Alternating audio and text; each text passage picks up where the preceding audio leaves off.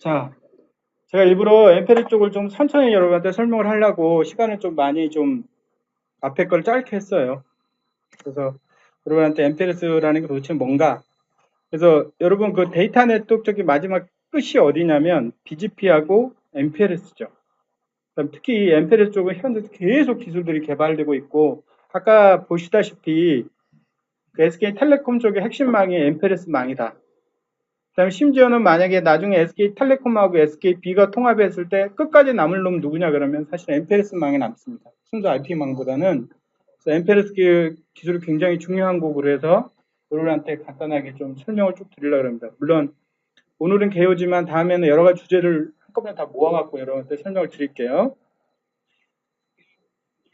비즈니스 역사가 어떻게 되고 어떤 식으로 비즈니스가 진행이 되고 고객과 시장은 어떻게 구별이 되고 그 다음에 엠페스가 제시하는 문제들은 무언가 어떤 문제들을 해결하려고 하는가 그 다음에 엠페스의 기술적인 구성 요소 응용 그 다음에 어떤 식으로 그 엠페스를 전개해 나갈 때 장점들이나 이익들이 뭐가 있는지 그 다음에 엠페스 미래 엠페스에 가야 할 길 뭐 이런 거에 대해서 얘기를 합니다. 기술별로는 일단 엠페스가 뭔가에 대한 소개를 하고요. 그 다음에 기본 기술들 그 다음에 여기서 간단하게 L3 VPN, L2 VPN, 기타 여러 가지 신부된 주조들, 요약 이렇게 진행을 하겠습니다. 엠페리스라는 건 멀티 프로토콜 레이블 스위칭이라는 뜻이거든요. 여기 멀티 프로토콜이라는 의미는 어떠한 형태의 페이로드를 전송할 수가 있다. 그래서 페이로드 형태가 IP 버전 4건, IP 버전 6건, 이더넷이건, ATM이건, 프레임 릴레이건, 전용 요새는 HDC-PPP 형태의 것들, 심지어는 IPX나 애플톡이나 덱넷도 가능해요. 그러니까 하나의 IP망에 이런 모든 프로토콜을 동시에 실어서 보낼 수 있다는 거죠. 근데 이거를 라우팅을 하지 않고 레이블 스위칭이라는 걸 한대요.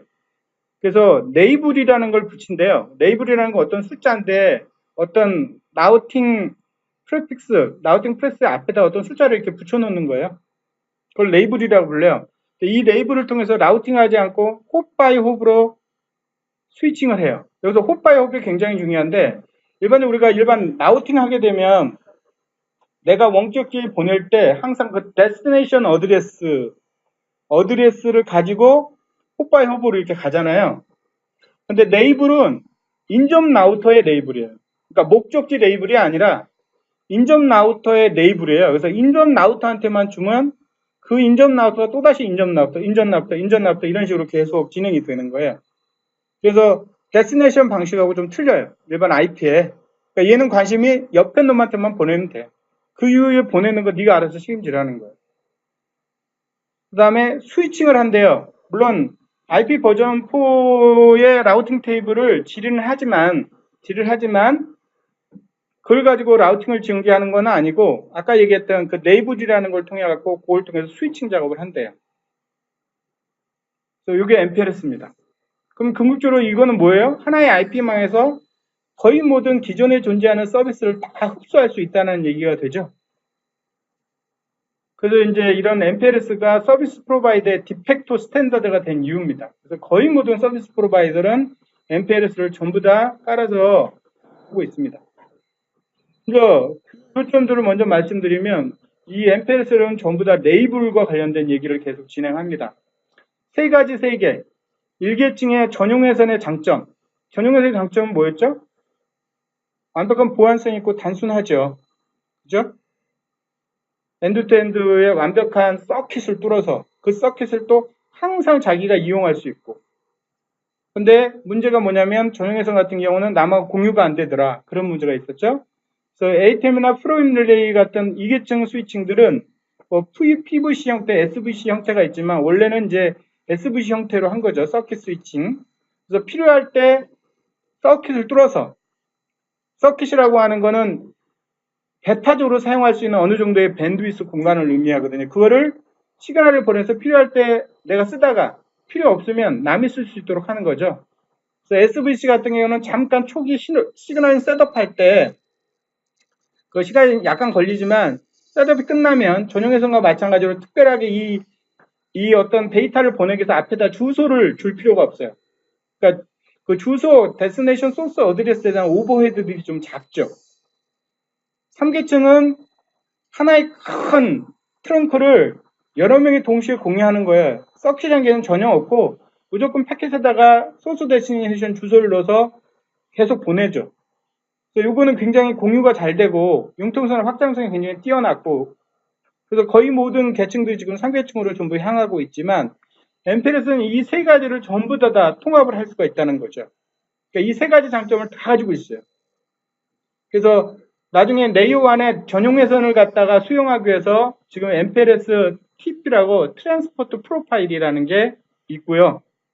그 다음에 L2의 이 서킷을 수행하기 위해서 VPWS, 엠페레스 VP, Virtual Private Wire Service라고 한 WAN 또는 WAN 서비스라는 것도 있고, 그 다음 LAN 서비스라는 것도 있고, 상계층은 당연히 예전에 뭐 GR 터널 같은 거 있었지만 그거보다는 상계층 VPN이 이렇게 있고, 그런 식으로 이렇게 전체적으로 하여튼 1, 2, 3 모든 계층을 전부 다 통합할 수 있는 게 MPLS라는 얘기죠.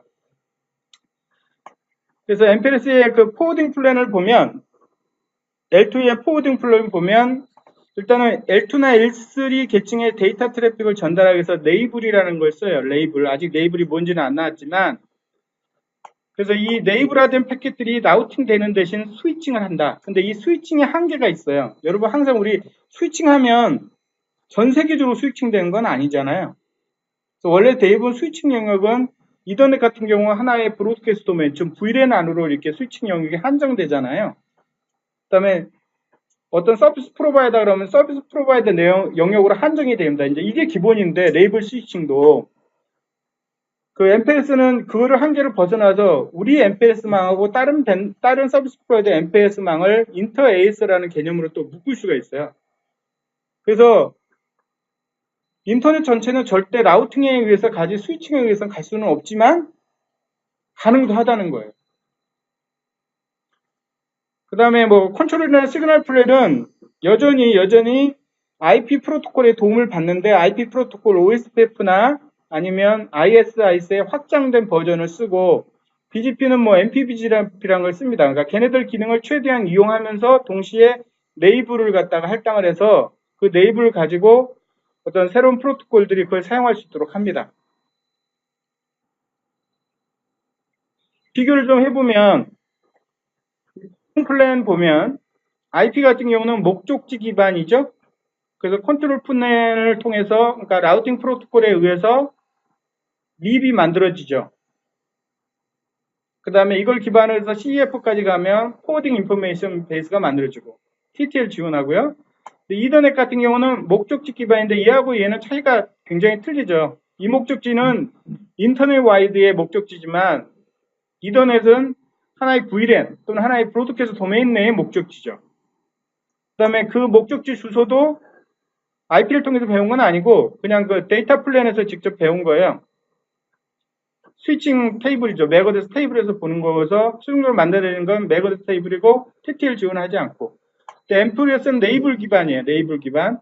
그래서 컨트롤 플랜부터 배워요. 즉 IGP의 OSPF나 아니면 뭐 ISIS에서 배워요. 거기다가 이제 레이블을 연결을 시켜갖고 레이블 인포메이션 베이스라는 걸 만들거든요.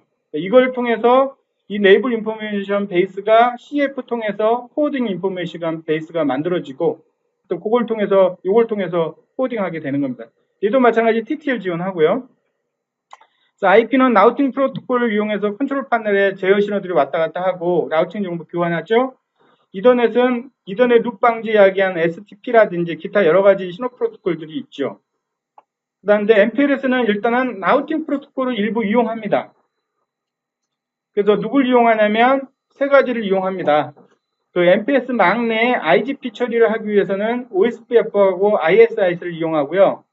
그 다음에 서비스를 하기 위해서는 그 PEP 라우터를 서로 연결해주는 역할은 MPBGP라고 멀티 프로토콜 BGP를 씁니다. 그 걔를 이용하면서 동시에 MPLS 레이블 정보를 서로 매핑하고 교환하는 LDP라든지 RSVP라고 하는 프로토콜을 씁니다. 그 다음에 패킷을 인캡슐레이션 하는 거는 IP는 IP 헤더고 네이티브 이더넷은